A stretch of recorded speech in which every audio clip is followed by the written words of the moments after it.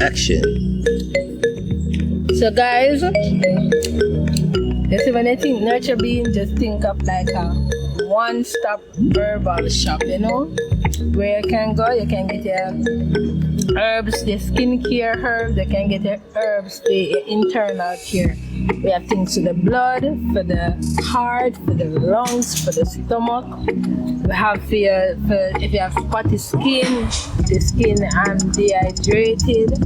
See, women, your vagina itch, we have something for you. You have tenderness, when you are overweight, we have something for you. Hormonal imbalance, we have something for you. Men with the limp dick, we have something for you. Your face bumpy, you need something to clean up the blood, we have something for you. You know? Your kidney, your liver non-function, we have something for you. Your skin dry and scaly, we have something for you. You don't know what to eat, you're not sure how to eat or what to eat, we have something for you. Same it. So every single thing you can think of, we have something for you. So when you're thinking about complete nutrition in terms of medicinal plant and stuff, just think Nurture Bean. Trust me. Nurture Bean? Yeah. Our one-stop herb shop. So it's very sad because we see persons die that we know we could help. Yes, sir. This is the infamous and very knowledgeable herbalist and healer, Dr. Ben, situated and headquartered in Portland, Jamaica. This man is very, very, very knowledgeable of herbal healing, holistic living, and he's actually up to a very ambitious project in the mountains of Portland, Jamaica. There, he will set up a healing institute that will correct any form of disease states within the body. So all hands on deck. All right, so we're on the road to our, we call it the Kibbutz Kahai Eco Village, which is Village of Life. That's what it is. So this is the road to the village, and this in itself, you know, is a nice little herb walk canopy. So we have quite a number of plants here. We have the wild ginger, which we know is good for, primarily good for rheumatism, good for pain, used externally. It's a diaphoretic, so it's used for fevers, inducing fever and so on. You see? And then this plant, as you're looking at, it's covering the hillside. This is the spike moss, or what they call the peacock fern.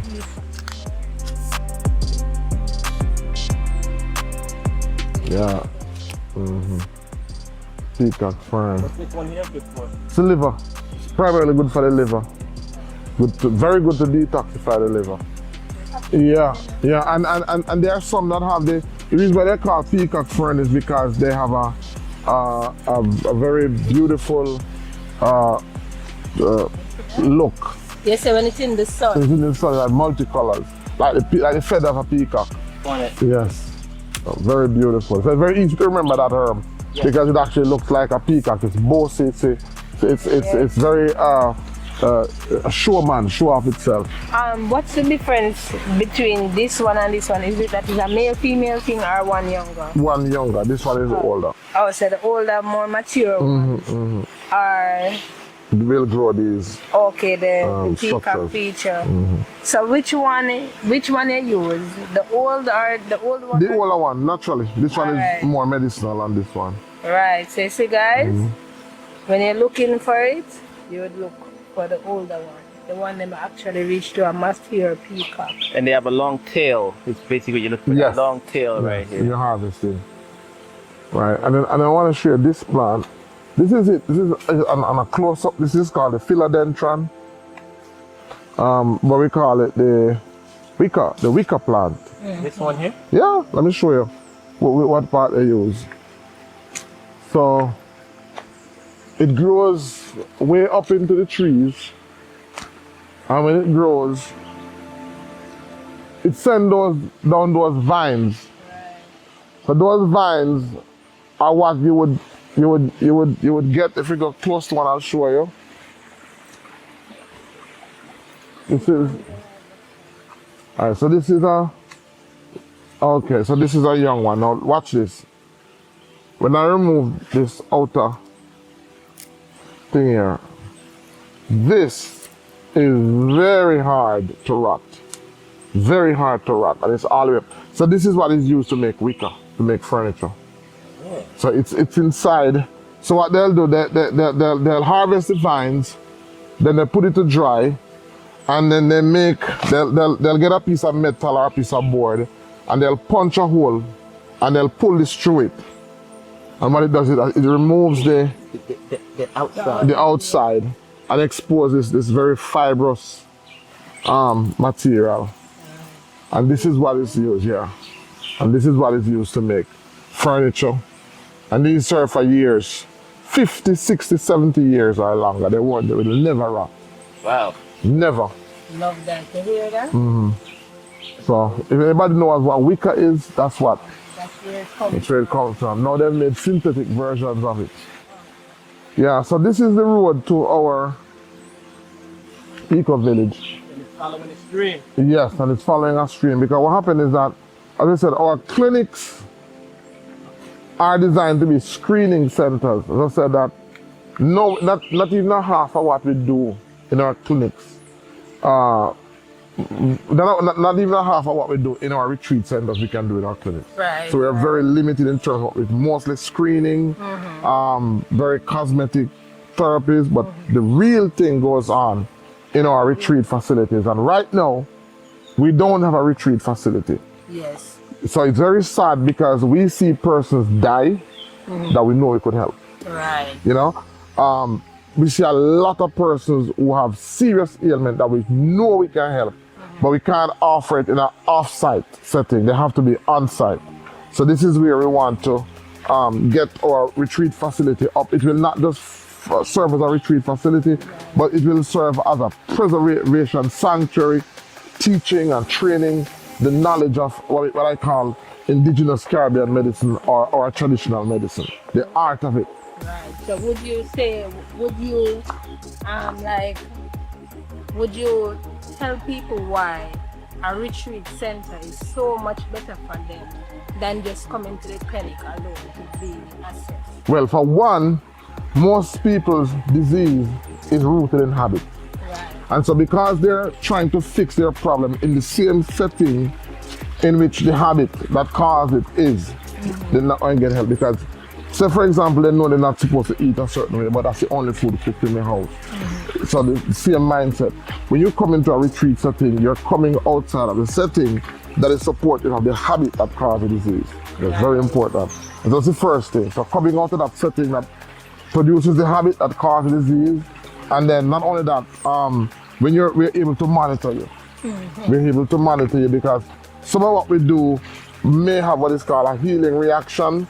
And so because it will have a healing reaction, we're able to monitor and to make adjustments to the therapy until you can transition more comfortably into it. Okay.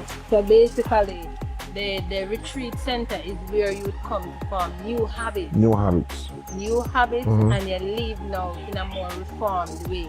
So you can now go on and maintain yourself. Right. So one thing you learn is that you learn how to prepare the foods. Right. Because at the root of why people are sick is because they've learned to prepare foods or not prepare foods that cause their disease. So when you come, you'll not only be eating a certain way, you'll be learning how to prepare the meals. Right. So that's very important because your food should be a medicine, your medicine should be a food. So in addition to the herbal compounds that you'll be getting, at the root of it is a type of food that you need to eat in order to not only get better, but to stay better.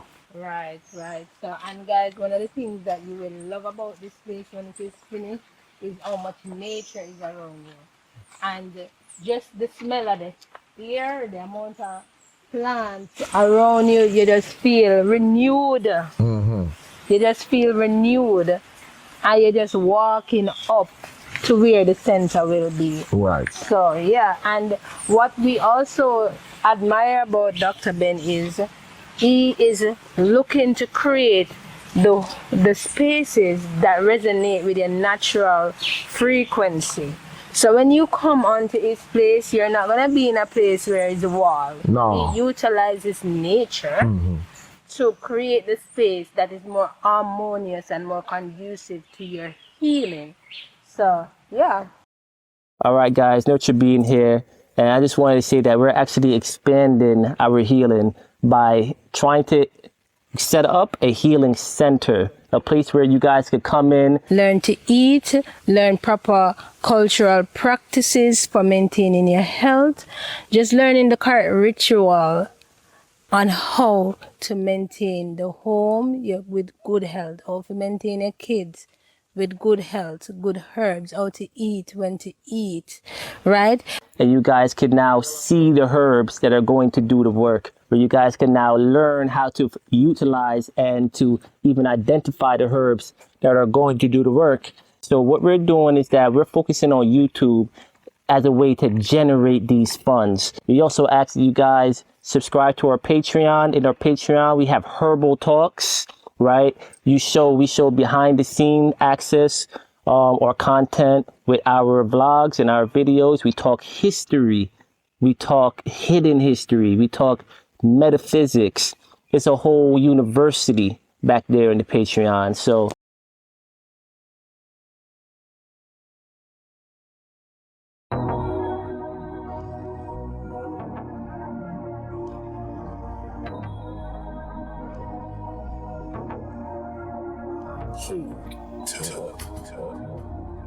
I am the Neb Sorcerer Supreme, and this is an emergency broadcast. You see, humanity indeed is awakening, and many are tapping into their spiritual abilities. But there exists to be opposition. Opposition in the form of global elites, world governments, and the puppet masters who control them. These puppet masters have also placed a hex on your mind. Yes, you have been brainwashed, programmed, and controlled throughout your whole existence. And this goes especially for the black race. You are the race that has suffered immensely. You are the race that has forgotten your identity. Yet, you are the race full of love. You are the race of melanin that continues to smile during the darkest of times. But again, the hex is on your mind, and it is here on the Melanin Matrix channel, where both the black gods of this planet, as well as the other races, shall discover the truths of reality, history, and themselves. Yes, that's right. You will see the signs to your spiritual awakening. You will come across information that were intentionally hidden from the history books. You will learn of sound, frequency, and dark matter energy. You will fully grasp what are secret societies. Now, I leave it to you, my fellow gods, to help this channel grow, for we will wake up.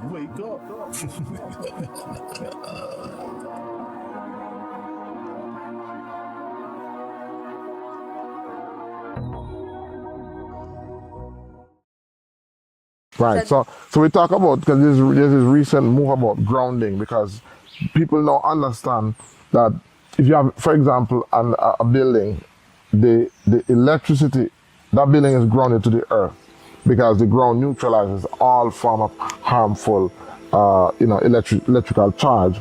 And so the buildings that we're using, when you die, you are buried in the earth. We are from the earth.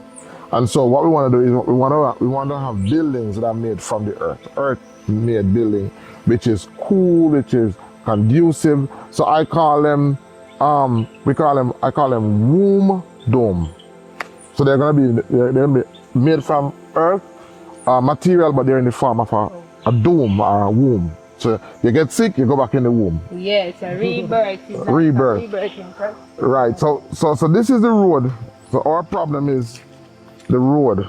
So what we have done is that we have used tire, because we believe in recycling. Right. So we have recycled these tires, and we are using them to renovate and to fix the road. And by the way, we need to move fast, because if you look, you can see over here the road is clean. Right. It means that the water that used to be here is now moving over here. Oh, okay. So it's washing off the topsoil, right? So we need to move quickly, or else we're going to be in serious problem. Yes, they say this is like a creative way or a more natural way of creating your road. Utilize what is already here.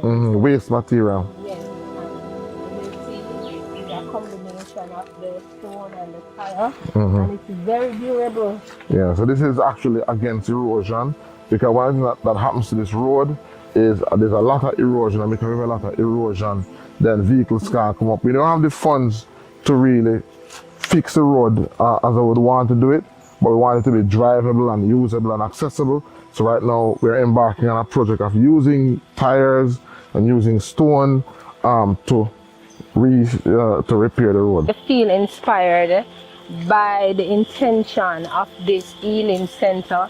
You can always reach out. We're going to put Dr. Ben's contact information. You can donate to his Patreon. Together we can make this dream a reality, because right now in the space that we are in, this is a need. There is a need for natural solutions to healing. There is a need for us to be able to retune our frequency and put ourselves in a space where healing don't feel so isolated like when you go into the hospital. For us, it's more personal, and our ancestors knew this. That is why they do a lot of spiritual baths and a lot of cultural practice around touching and caring for you in a very holistic way. So, guys, I'm inspired. That's why I'm here. So whatever it is that you want to give, it doesn't have to be money, but if you have some knowledge to give, or some equipment to give, or some time, you can come, because we are doing a project tomorrow to help to really renovate right here. Right. See here. So this is the next project, which is basically these tires have to be packed in with stones, and then after they're packed in, we're gonna cast them. That is to lift the road, because when the water comes down, this area is undrivable. Right. So we want to use the tire to not just pack, but to lift the road, so the water won't damage here anymore. And then we plan to also put in drains to help take the water off the road. Okay. Right. And I'm so excited to be a part of it, because I can see the future now. When this is a reality, I can see this being a part that many people go and try for their own wellness. Yes. Right. And the whole goal is really, as I said, it's not just to have a healing center, but it is to have an educational center where people can come and people can get trained. Right. And the knowledge can be preserved. So, all what I call traditional knowledge, not just medicine, but as it relates to our way of life, because we need to preserve it. Right.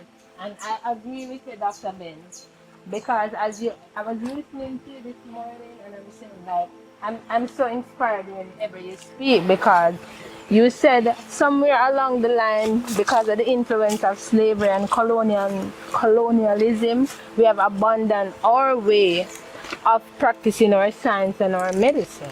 Oh yeah.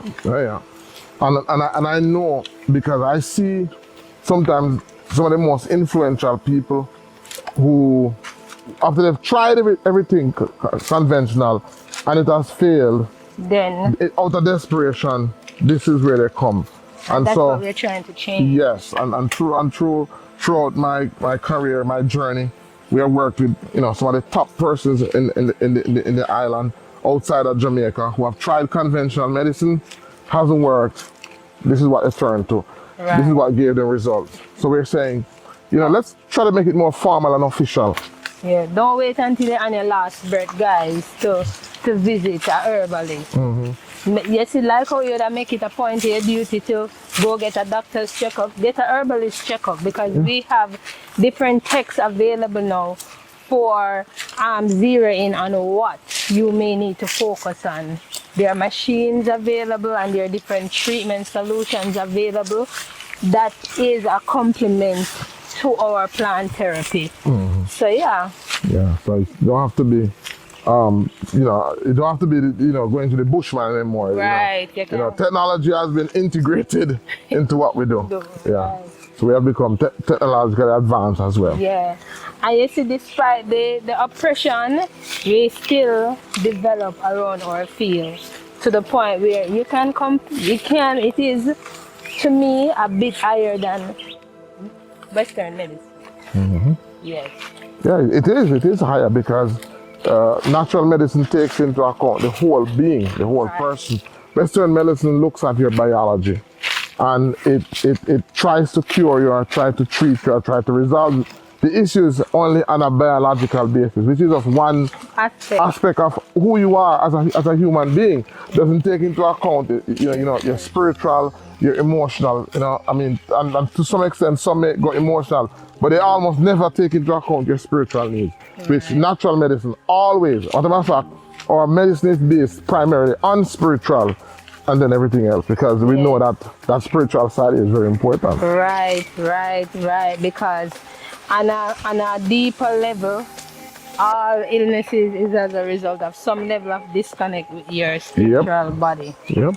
Right. So, yeah. So this trail basically is about so much medicine. It's about a 10 minutes walk. Right. And we don't want it to be a road. We want it to be a road. We want to preserve that herb walk component. Yes.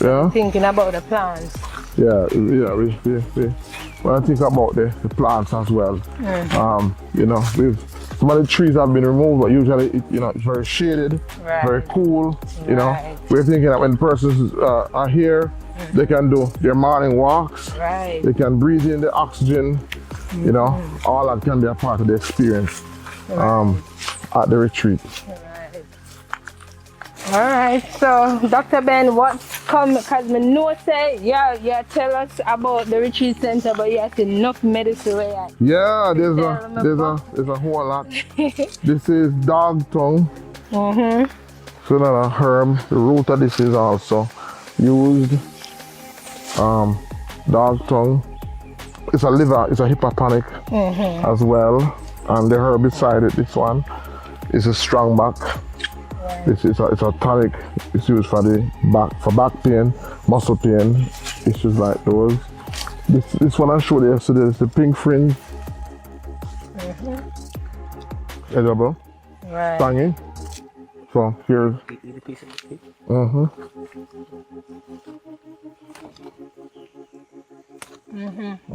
Great.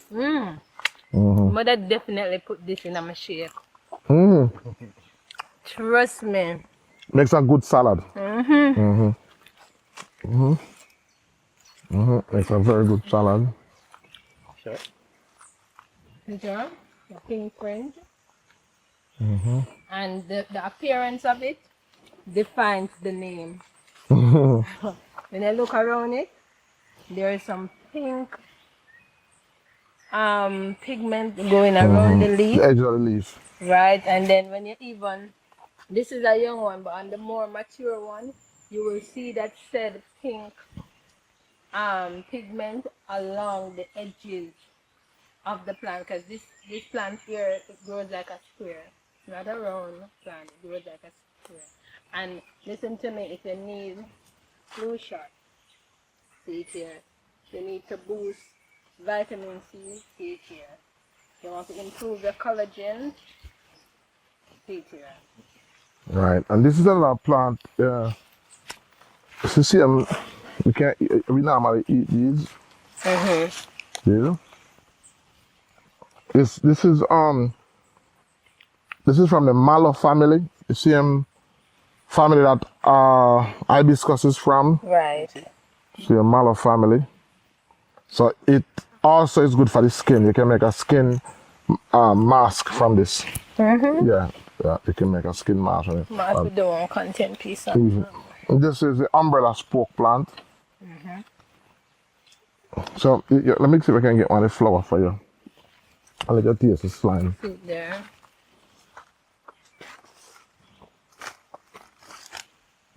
You take off this. You can take my fingernail, you can take it off. Take off the green part. And then you can eat it. Mucilage. Pure mucilage. Alright, so if you're going to try this plant, you take off the green part and you'd eat this part. Is the first time I make fungo? I can see why it is related to hibiscus because when I eat hibiscus, it's the same feel and finish. Right, yeah. Very slimy. Yeah. So Full of mucilage. there's a different one. I don't know if I'll see it, but we use as when you go to the bush. This is the umbrella spoke plant. It's good for prostate. For prostate. It's used in Japan.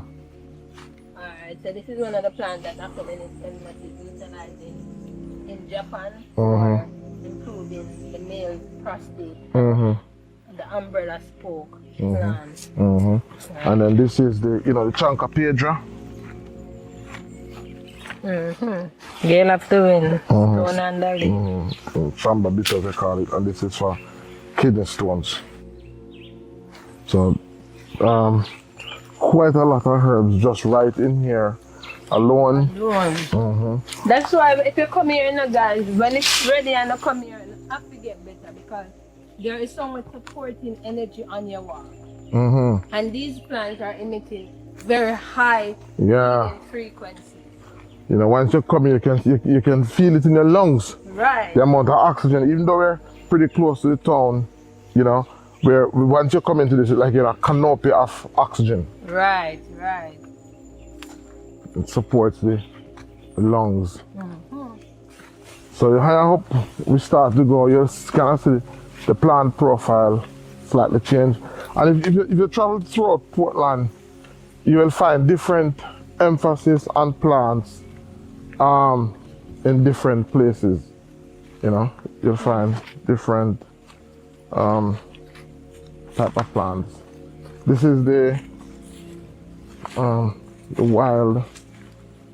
So it's also from the Matico family. Pepper. Sorry. Pepper elder. Pepper elder. Oh my God.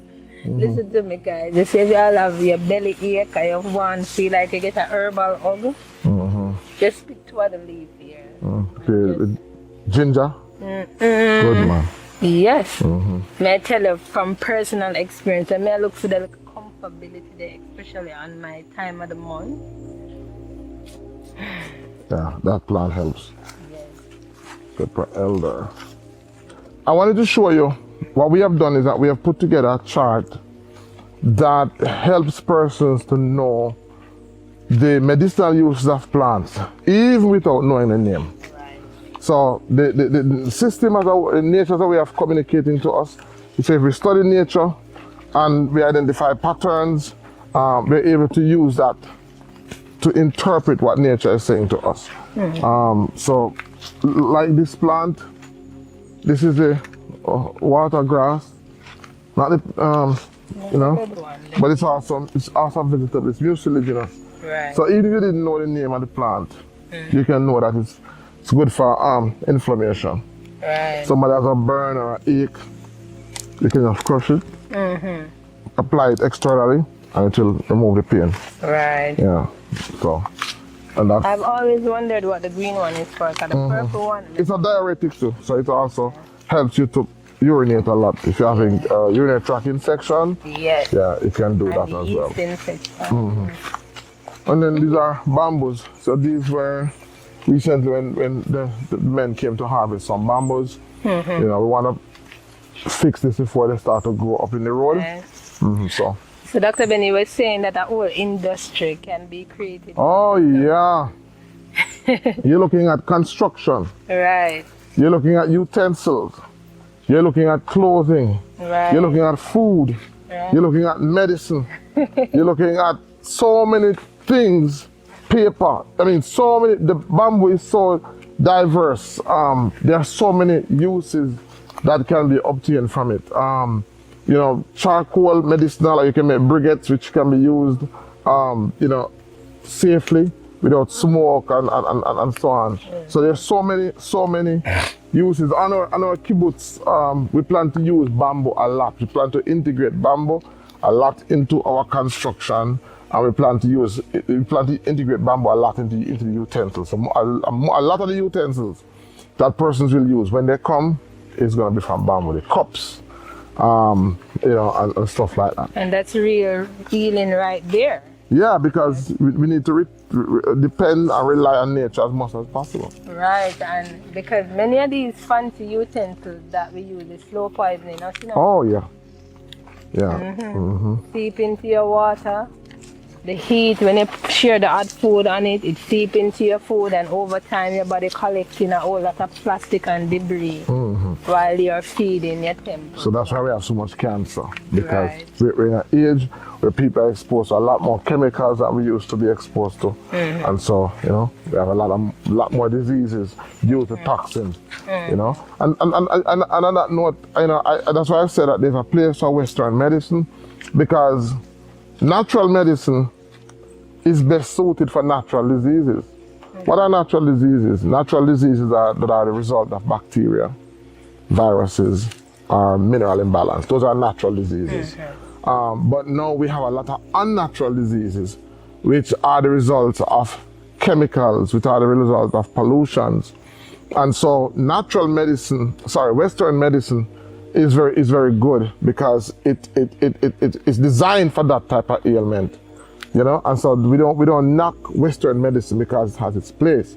We're just saying that it's a more toxic form of medicine, and so it is used for crisis, for emergencies. But once you've arrested emergencies, then we need to put persons on what is more mild and more conducive to their body. Right, Yeah. and I am So it in has its total place. agreement with that. And this is another good plant I want to show you. The one with the purple flowers. This one? Yeah? You remember that one? We spoke about that one.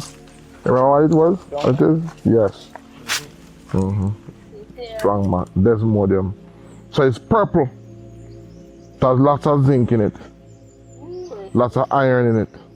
So you have redwood strong back, and then you have strong back. So this are the strong back. And they have many varieties of that. This is actually, and so like you see it now, I'm gonna show you. If you notice, look at it, the leaves. This is the Desmodium longiflora. Right? And it grows these pods. This is Desmodium longiforum. But the one that we use as strong back is the Desmodium incarnum. I'm gonna show you that one. They call it silverback. Okay. Because the leaves are not as big as this, and it has a silver streak in the leaf. Okay. I can't wait to see that one. So that's the one we use as strong back. We don't use this one. Okay. But it can use if you want to. Can use, but it's a weaker version. Okay. So when this place ready, y'all gonna love it. Instead of to go at the hotel them sometime, come to a natural place like this, because you're getting real Look at these bamboos. balance. Look over there, so. Tell me said it's not pretty. Nice and green. And these are some of the things you're going to see on the walk up. Yeah. Dozens of bamboo. So now what happens is that this is also a type of color therapy too, because green is one of the colors that is therapeutic. And that's the reason why when you look at, if you take an aerial view, what you'll see is mostly green. Right. That's not by accident, it's by design, because green is therapeutic. And so what happens is that these plants are giving off an energy that helps to calibrate the mind mentally. If you notice, by law, anywhere a development is taking place, they have to have a green space. Because what they found out is that if you build, if you do a development without a green space, people are going to have mental illness. Mental illness is dominant where you don't have a lot of green plants. And so even people with mental illness, just taking them into somewhere like this helps to Nature. heal them, helps to neutralize. And we talk about mental illness because people think about now about being mad. But no, there's a lot of people who are on prescription drugs for anxiety, it's a type of mental illness. There's a lot of people who are on medication for insomnia, it's a type of mental illness.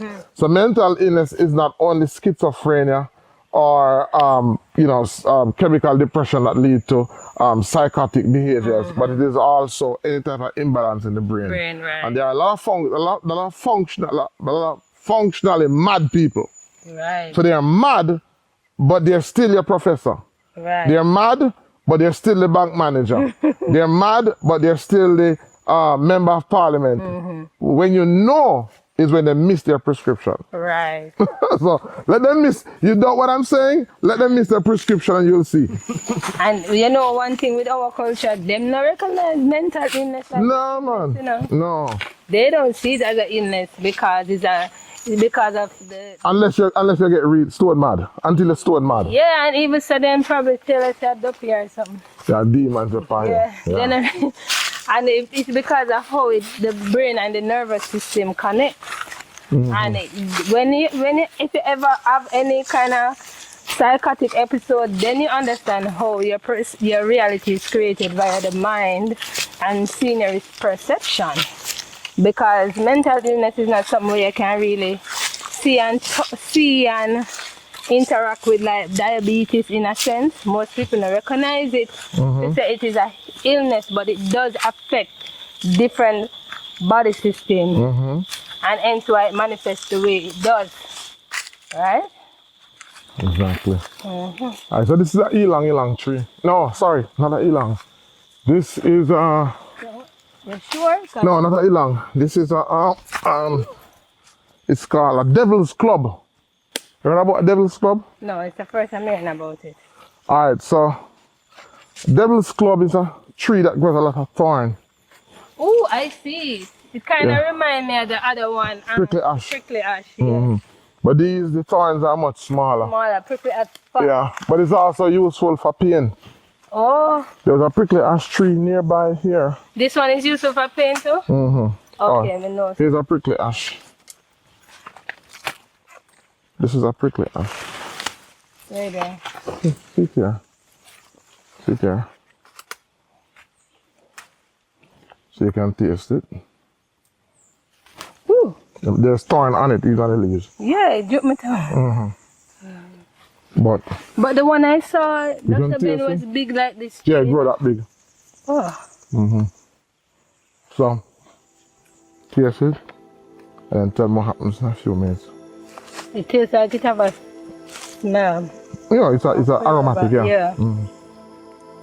It have mucilage. Then you can tell me what happens later on. A little while. Just like the Madam Viet. Oh God. That mark in my memory, you know. I will never forget the Madam Viet. And when you talk about knowing herbs, as a herbalist, this is how herbs are taught. Herbs are taught not only by you knowing them. So one of the big difference between Western medicine, as I studied and I started out as a Western medicine practitioner, as a Western medicine herbal practitioner. Now I identify as a practitioner of indigenous Caribbean medicine or an indigenous medicine. Now, what's the major difference between indigenous medicines and Western herbalism? Because a lot of people who do courses online, what they actually do is Western herbalism. Now, Western herbalism is similarly to Western medicine. But so Western medicine, medical doctors are trained by studying dead body. Right? So you're studying something that's dead. There's nothing for you to learn much except form and function. You're not going to learn anything because the body's not alive. It's not communicating with you. It's not in real time. In the same way, Western medicine, most of the persons who practice Western herbalism, they study the dead plants. So they're studying herbalism, they go to the shop and they buy carbonated, dried plants. The plants have nothing to communicate with you. They have nothing to say to you. But when in Western, in traditional medicine, practitioners are taught not only to identify the plant in its green state, they are trained to identify the plant when it's healthy. They're able to identify they're able to interact with the plant when it's alive. So you're learning from the plant while it is alive. You're tasting the plant, you're touching the plant, you're seeing the plant. Because when we teach people about plants, we don't just teach them about what herb is good for what. We also have to teach them, when you look at the plants, if that plant is worthy to be harvested, to be used. Right. Because some plants that you identify that are the correct plant may be sick. Right. You know, and a sick plant, just like us, when you're sick, you're not functioning at your best. A sick plant can't do much for you. I can't do anything for you. So that's a very important part. So what used to happen is that traditional practitioners, when they had mentees, they would take them out and they would allow them to touch the plants and communicate the plants and feel the plant energy. Very important for you to. So when we talk about knowing the plant, now you know the plant, not just what the plant looks like. You have intimate knowledge about the plant, which you can only get while the plant is alive. You don't come like, you meet somebody after they die, you just know the history of them, but meeting them, you meet them essence. Right. So now you have a more in-depth knowing of the person. Right. Same with the plant. So when you meet a dry plant, it's like it's just a story of it. But when you come and meet it in its living state, now you get to feel the full embodiment of the essence. So what it feels like, what it tastes like, what it smells like when it's living. There's a different experience. Right. And so sometimes you talk about what you get is a story about the plant. What you get is another person's experience, which is not yours. So we may limit a plant based on another person's experience. So person's experience was that it was an astringent. So the plant is known as an astringent when it's much more than an astringent. But we've defined it based on a person's experience. Really? When you meet the plant and know the plant, sometimes you get new experiences, new definitions, new functions of the plant, which helps to, add to the whole value of the plant. All right, remember I told you about a plant that we used to make fish hook? Yes, you were telling about it. Right, this is it. Where is it? Okay. It's a type of fern. Oh. But it's very, It feels strong though, Dr. Ben. very hard to break. You almost can't break it. Come on, feel this. Tell me. It's called Bushman mattress. Bushman mattress. I can imagine weaving this together. And it So what they would do is that they would heat it, bend it, heat it to make the hook, and then they cut it, and then they take off this and they make a fishing hook. Okay. Because when you dry it, when you heat it and dry it, it stays to that form. And you cut it right here, you tie your line on this, you can use it as a line too. And you can just use it, you don't have to cut it. And you just put the bait on it, and you can use this to go fishing. Right. Now go do one content. But it's called Bushman mattress because what they would do is men while they're in the bush, they would get this and put it in a bag to make a mattress to sleep on. Oh, so this is the more mature leaf. It kind of looks similar to the peacock. It's a fern. Yeah. Kind of look, you see? It kind of looks similar to the peacock. So there's a lot of that up here. So it was utilized also in construction. So this was what they used to tie, like a binding wire. Yeah, it's used as a wire. Yes, because that was strong. Very strong. One wrap.